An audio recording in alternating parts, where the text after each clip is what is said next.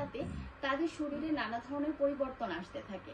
স্কিনটা কিন্তু আস্তে আস্তে ঝুলে যেতে থাকে, কারণ কোলাজেনের ঘাটতি থাকে। তারপরে হচ্ছে আস্তে আস্তে দাঁত পড়ে যেতে থাকে, চুল পেকে যেতে থাকে। শারীরিক সমস্যার পাশাপাশি আস্তে আস্তে আমাদের হচ্ছে মানসিকও কিন্তু দুর্বল হতে থাকে।